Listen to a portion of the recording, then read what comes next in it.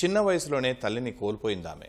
భర్త అయినా తోడుగా ఉంటాడనుకుంటే ఆయన కూడా ఆమెను ఒంటరి చేసి వెళ్ళిపోయాడు.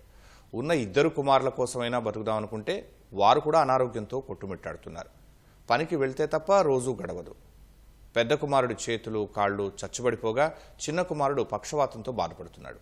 2 పిల్లలతో పాటు తాను అనారోగ్యంతో పుట్టెడు కష్టాలు అనుభవిస్తోందా తల్లి.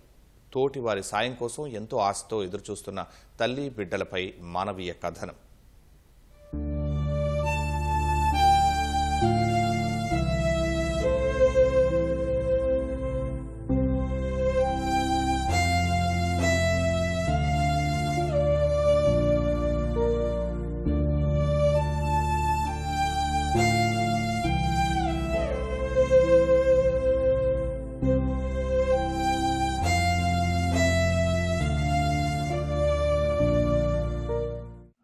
ఈ తల్లి పేరు మంగమ్మ.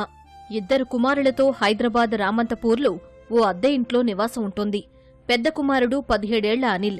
చిన్నప్పుడు అందంగా చూడముచ్చటగా ఉండేవాడు. 2వ తరగతి వరకు ఆరోగ్యంగానే ఉన్న అనిల్ 7 ఏళ్ల వయసులో డెంగ్యూ జ్వరం, మూర్ఛతో 45 రోజులు కోమాలోకి వెళ్లాడు. నాటినుంచి మంగమ్మ అనిల్కి సపర్యలు చేస్తూ కంటికి రెప్పలా కాపాడుకుంటూ వస్తోంది. కూలీనాలీ చేసుకుంటూ కుటుంబాన్ని నెట్టుకొస్తుంది. 2వ కుమారుడు 15 ఏళ్ల ప్రశాంత్ ఛాతీలో నొప్పి, ఆయాసం, నరాల బలహీనతతో బడి మానేశాడు. వైద్యులకు చూపిస్తే పెద్ద కుమారుడిలానే చిన్నోడు పరిస్థితి ఉందన్నారని మంగమ్మ వాపోయారు. మంగమ్మకు సైతం శ్వాస ఆడకపోవడం, గుండెలో మంట వంటి జబ్బులతో బాధపడుతోంది. పిల్లలతో పాటు తన ఆరోగ్య పరిస్థితులతో 2 నెలలుగా పూర్తిగా ఇంటికే పరిమితమయ్యారు మంగమ్మ. దీంతో ఇంటి అద్దె కట్టలేక పూట గడవని స్థితిలో ఇరుగు పొరుగు వారిపై ఆధారపడి దీనావస్థలో బతికిడుస్తున్నారు.